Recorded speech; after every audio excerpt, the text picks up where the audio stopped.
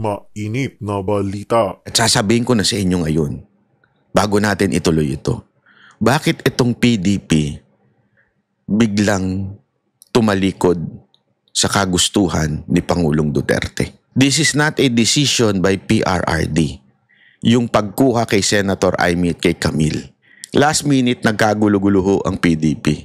Kasi di umano, merong isang animal dyan na nagtraidor, na nagdesisyon mag-isa without the consent, especially of the Duterte na PDP members. Nakakalungkot lang. Kasi nga, ang balita, di umano, may nagganap na bilihan. Marami akong alam na hindi ko sana gustong sabihin, pero sasabihin ko. Bakit? Gago ko eh. Bahala kayo kung magalit kayo sa akin. Wala akong pakialam. I do not owe anyone. I am not a politician and I will tell you even if it hurts. Sabi nga, wala akong pakialam, hindi kayo ang nagpapakain sa aking mga politiko. Ang nagpapakain sa akin, netizens. Etong mga nanonood, etong nagpapakulay, etong mga membro ng channel ko, yan po ang nagpapakain sa akin. So, ibig sabihin, wala po akong kinikilingan kahit sino man. Kaya kahit tamaan kayo. And you know what? Itong si Senator Amy, for the... sabihin ko na nga ba? Wag na muna. Sige na nga sabihin. Yung palapit na ang eleksyon, few days before the election, lumapit na po yan kung kani-kaninong Duterten. Allegedly. Para ano naman, allegedly natin. Allegedly. Pero lumapit na po siya para talagang pumanig sa Duterte. And walang kumagat sa kanya. Wala pong kumagat sa kanya. Doon sa Duterte na, wala. Kasi nga, sama-sama sila dyan eh. Sama-sama sila sana. Sama-sama po silang aangat, sama-sama po. Kaya nga black ang kanilang Duterte talaga hanggang dulo. Ang hindi ko maintindihan, at sasabihin ko na sa inyo ngayon, bago natin ituloy ito, bakit itong PDP biglang tumalikod sa kagustuhan ni Pangulong Duterte? I know, this is not a decision by PRRD. Yung pagkuha kay Senator Amy at kay Camille. As a matter of fact, nag-endorse nga si Pangulong Duterte ng dalawa para hindi mapunta ang mga Duterte supporter kay Amy. That's the truth. Hindi na lang nila ma-isolate si Camille dahil po hindi magandang tignan. Last minute, ito'y kwento ng isa sa pinakamataas na opisyal nila. Hindi ko na lang papangalanan. Last minute, nagkagulo-gulo ang PDP. Kasi, di umano, merong isang animal dyan na nagtraidor. Na nagdesisyon mag-isa without the consent, especially of the Duterte na PDP members. Wala ni isa sa kanila sa board o yung mismong deciding officers ang tinanong. Basta na lang ipinost sa social media ng mabilisan ang desisyon na inadapt nila si Amy at si Camille. And they did this before as in last minute bago mag May 11. Kasi sa May 11, bawal na ang magkomento, especially if you are a candidate or especially if your page is registered as part of the campaign team ng isang kandidato. So bawal na sila mag-post ng anything about it. So hindi na makakapalag. So ginawa nila yon last minute. Nag-decide, I think it was 10 p.m. plus. Hindi na maka-respond dahil nga nagkakaroon pa ng usapan. Nagkaroon pa ng confrontation among themselves. Nakakalungkot lang. Kasi nga, ang balita, di umano, may nagganap na bilihan. Hindi ko na lang papangalanan, may marami hong galit na galit. Kasi, etong mga ito, nilalabanan nga nila ang korupsyon. Yan nga ang kanilang battle cry for the senatorial nila, yung kanilang pagtakbo. Yan ang kanilang battle cry. Ano yun? Eliminate corruption. But sad to say, there is a corrupt among themselves. Ang sakit. Alam mo, mga kababayan, madaling tanggapin ang pagkatalo. Madaling tanggapin na merong kalabang tumitira. Ang pinakamasakit ay yung kasamahan mo ang maglalaglag sa'yo. Ang kasamahan mo ang titira sa'yo. Yan ang pinakamasakit sa lahat. Sa katunayan, it happened with our Lord Jesus Christ. Di ba? Ultimong disipulo niya, yung isa sa mga close niya, ang naging traidor. Kaya nga, ang tawag dyan, Judas. Kasi si Judas Iscariot yun mismong kasamahan niya. Ibig sabihin po, yan po ay masasabi nating nasa kasaysayan na ng human being na maging traidor sa ilang pilak, sa ilang pera. Ang kwentuhan pa nga daw dyan, ayoko na lang kasi baka talagang isinakay pa ng helicopter yung pera para ma-deliver. Nakakalungkot yung mga ganyang kwentong naririnig natin. Always alleged po ito ha. Ito po'y sana PDP hindi ho ito totoo. Kasi lalabanan nyo korupsyon. Tapos among you there is a corrupt person o persons. Di ba? Bakit? Ang sakit. Paano magbabago bayan mo? Kung yung inaasahan natin sanang magbabago sa bayan ay corrupt din pala. Di ba? Ang pangit. Kasi sa totoo lang, that last minute is very crucial doon sa mga, di sana, kayo na lang tumingin sa survey. Kayo na lang tumingin sa resulta. Merong nasa babae na maaari sanang manalo instead of this endorsed by PDP.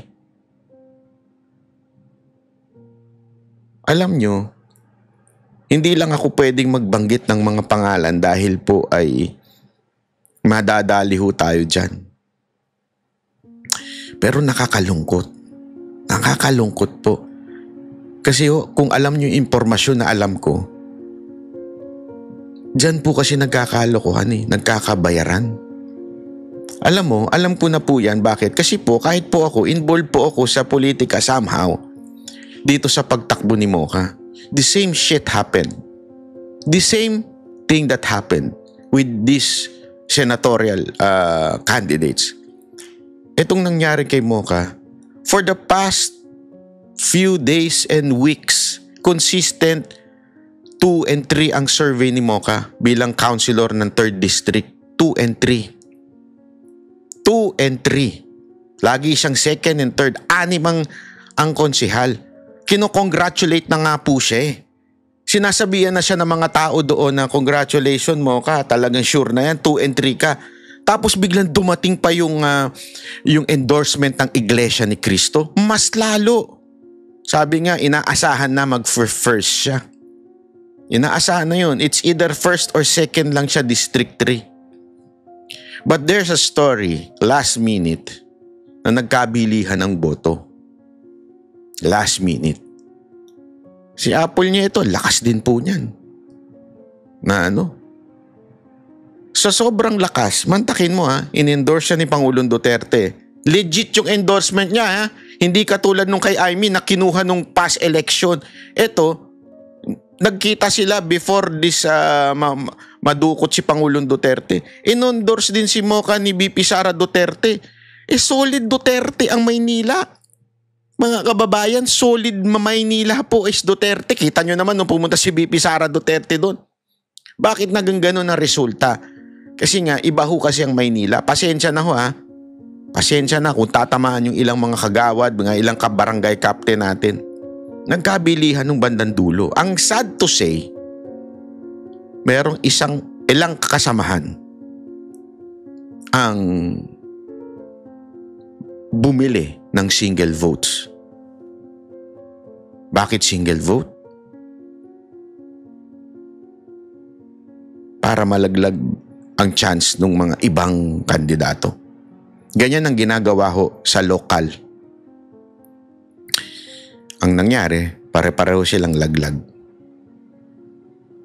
Wala po akong pinapangalan ng kandidato dito. Hindi ko sure kung alam ba nung kandidato o hindi. But the point here is simple lang. Sabi ko nga kay Mocha, okay lang yan. Bakit?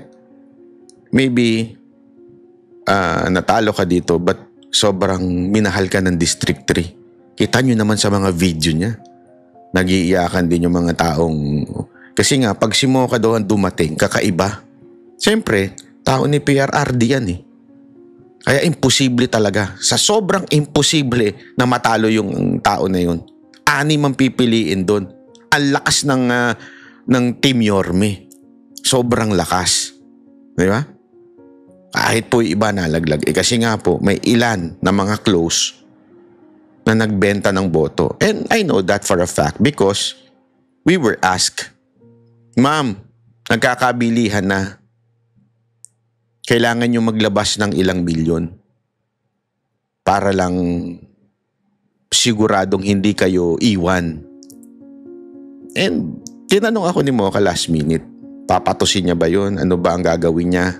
Humingi siya ng payo. Sabi ko, simple lang. If you do that, you just fail. If you do that, nagpakain ka sa sistema. Ano pa ang ipaglalaban natin? Nakain na tayo ng sistema. Di ba? Magalit na po kayo but yung sinasabi nila, huwag kang masyadong yung idealism mo, huwag masyado. It's okay. Bakit? Yung position, mawawala din yan eh. Pero yung prinsipyo, hindi mawawala. Pag namatay ka, maalala ng tao, itong tao na to, may prinsipyo ito. Kesa naman, maalala ng tao, itong taon to, nagbenta to ng prinsipyo niya, pero at least, konsyal siya, o at least congressman siya, o at least senador siya. Aanuhin mo yun, pagpunta mo ng langit, tatawin ka ba ng Diyos, ano ka, senador, congressman ka ba, o councilor, ano posisyon mo sa gobyerno? Hindi. Ang tatanong, nagbenta ka ba ng prinsipyo mo? Sumunod ka ba? Tinama mo ba yung mali? Yun po ang tanong eh. Are you a loyal and faithful servant? Hindi, ano posisyon mo? So ano ibig ko sabihin? Yung nangyari dito sa PDP na ito, na allegedly merong malaking bayarang naganap para lamang maipasok etong 2 kandidatong in-endorse nila. Ay yan ho ang bulong-bulungan ngayon sa loob. Hindi nyo madideny yan. Whether you like it or not, hindi nyo madideny na meron na sa inyong kumakalat na ganyan. At eto, walang makakapagsabi kayo sa akin na kayo ay tinanong bago inilabas siyang desisyon na yan. There was no resolution signed by officials na ito ay group decision. Wala. As a matter of fact, yan na ho ang usapan ngayon. Bakit? Kasi ang nangyayari, ang dami pala dyan na kwento na nag-aalisan yung ibang mga official because of the hocus-pocus na nangyayari sa loob. Ang sabi nga nung kausap ko, dapat ang alisin yung corrupt. Hindi yung aalis, yung may prinsipyo. Di ba? Sana nga, ako nananawagan ako sa ating presidente ng PDP. kay Pangulong Duterte at itong kanyang ang alam ko kasi itong si Senator Robin ang susunod sa kanya. Ako'y nananawagan sa inyo. Kayo po ay mga ginagalang ko. May respeto ako sa inyo sobra. Meron po akong paghangang sobrang-sobra sa inyo. Senator Robin Padilla. Itama niyo ito. Itama ho niyo itong nangyaring ito. Sana ho maayos ito. Kayo po ang inaasahan namin, kayong mga PDP na nananatiling senador. Senator Bongo, Senator Bato, pakitama ho itong mga nangyari na ito. May mali, alam nyo po yan. Merong hindi magandang naganap. Bakit last minute? Ang masakit niyan, ang nalaglag yung mga malalapit na sana pumasok kung walang ganitong naganap. Ayun lang ho sa akin. O, ituloy natin ito. Possible winners, go ahead, sir. So yan. Take it away. Si Bongo ba? Tatanungin ko pa to, hindi na. Hindi na yan. Siyempre, lagay mo na yan. kaduda-duda. Oh, may 8 ka na. Oh. Si Bato. Si Bato. Ilagay ko na yung Obvious na muna. Shareball kung saan. Marcoleta. Si Marcoleta to. Aimee. Tsaka si Aimee. Si Aimee. Si Camille. Si Camille. Yan. Teka muna, ilan na yan? 3, 6, 9, 12 na. 12 na. Si Kiko baka mag-swing din muna yan. Oo, Sino si si Kiko Kiko. nasa swing. Yes. Ganon din ba si Bam? Ang nakikita ninyo? Sa tingin ko si Bam dahil na-endorse ng iglesia, Aha. baka nandyan. Saan sa dito? Dito. Talaga? Saan tayo eh? Oo. That's going to be a surprise, ha? Yes. O ilagay na natin kung ang consensus is swing, di ilagay natin kung ako lang ang No. babasa dyan. I'm just saying it's a surprise. Yan, dito. Ilagay mo Yes. na yung mga alyansa sa admin kasi syempre may utang na loob. Pero si Pia sa akin, Si baka Pia, mag-aantay. mag-aantay. Dito? Agree rin ako doon. Si dating Senate President Soto ay sa admin? Swing. Sa swing. Sa swing. Agree. Kasi yan, kung maging Senate President, through the help of the Vice President. Okay. Ganda nun. Tama yun, ha? Kasi magbabalimbingan na. Ito na yung panahon ng balimbingan eh. Ano ibig sabihin ng balimbingan? Ito na yung nagtatalunan na ng barko. Kasi palubog ng todo itong si Marcos sa ratings niya. Kaya magtatalunan na ho yan. Ha? Pero ako, mas sa tingin ko si Soto, mas papabor sa admin. Siyempre may utang na loob. Kaya lang kasi, malaking factor din po mga kababayan yung yung endorsement ng ICC. Nakarinig po ako. Ito dinig lang ha. Again, this is not a fact. This is just a opinion and ito'y bali-balita lamang po. Na yung mga in-endorse daw ng INC, according to dun sa narinig kong isang done deal na daw na hindi papabor sa impeachment. Kasi yun ang parang sabi kwento lang ito, hindi ako sure. Syempre, vocal naman po ang INC na against sila sa impeachment, that they are for peace. Di ba? They are for unity. Ayaw nila impeachment. So definitely, they would endorse someone na will not favor the impeachment of VP Sara Duterte. So yung mga in-endorse daw, yun ang parang, hindi naman, parang, ang tawag dito, kondisyon. Pero maybe they were asked, are you for impeachment or you're not for impeachment? That's why they were endorsed. Yun ang kwento sa akin.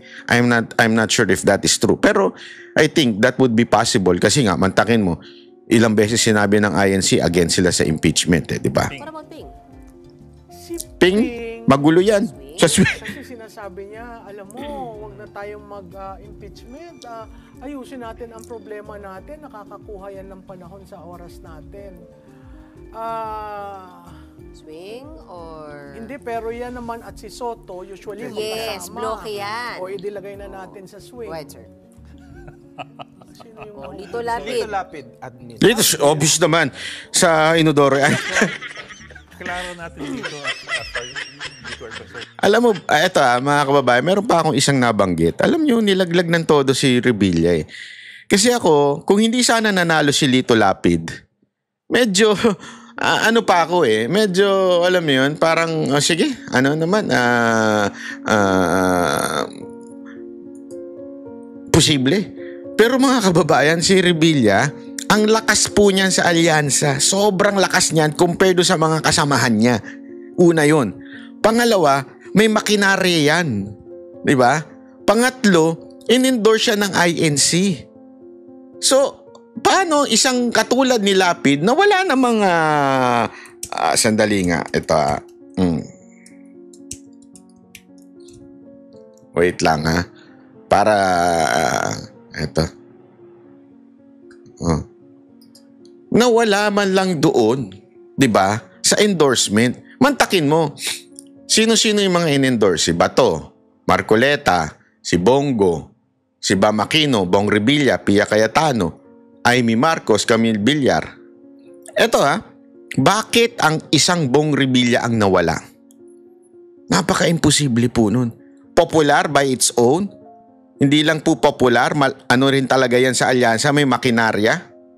In-endorse ng INC. Nalaglag. Kasi nga, ang bali-balita, talagang ito ay not for impeachment. Kasi yung mga anak nga niya, lahat ng anak niyang nasa Congress, na mas matindi ang pressure ay not for impeachment. Siya pa kaya. Diba? Tandaan ninyo, nung panahon na kaya nakulong din po yan. Maalala ninyo yan po ay, hindi ko sinabing not guilty siya. It's not my point. Okay? Malalim mong usapin yan.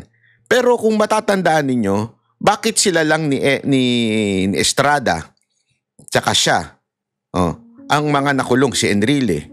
Kasi nga po, kalaban po yun nung panahon ni Aquino. Ibig sabihin, hindi po sila, di ba naalala niyo yung kwento niya na dinala siya sa Malacanang? Hindi po sila kasi kumagat doon sa impeachment ni Corona yun So anong ibig ko lamang pong sabihin? Alam nilang hindi kakagat to sa impeachment ni Inday. Alam nila, kaya nalaglag po siya. Dito, nakakapagtaka, si Lapid hindi in-endorse. Walang ginawa. Wala lahat. Pumasok. Bakit yung iba halo, katulad ni Bato, tsaka ni Bongo, tsaka ni Dante Marcoleta, mahirap Mahirap na silang dayain, masyado silang mataas, masyadong malakas ang boto nila. Pag dinaya mo, obvious na obvious. Kaya nga, ang magtataka ka, bakit napasok ang isang BAM? Sige, sabihin na natin, solid ang Pinklawan votes. Meron silang plus the INC votes. Pwede. Pwede. I mean, aminin natin, pwedeng pumasok si BAM. Pero si Kiko, wala sa INC. O sabihin mo ng yung votes niya, solid yung Pinklawan, pero ilan lang po yun na hindi naman po yun aabot sana sa ganoong estado yung numero niya. Okay, maaring pumunta yan sa 12, sa 11, pero hindi aabot ng ganon. Napaka-imposible po. Kaya dito makikita mo talaga na meron na namang hocus-pocus na nangyari. People of the earth, Tapos na po itong usapin ng impeachment. I don't think BP Sara will be impeached. Napaka-imposible po mga kababayan na ma-impeach. Pero ang dapat nating ayusin ay yung tinatawag nga ni Pastor Kibuloy na manual voting. Ito po'y nasa batas natin para magkaroon ng kapanatagan ang damdamin ng mga Pilipino. Kasi alam natin di ba papakita ko sa inyo Di ba yung sinabi ko na kanina yung graph? Ito, dito pa lang kitang-kita mo na may something.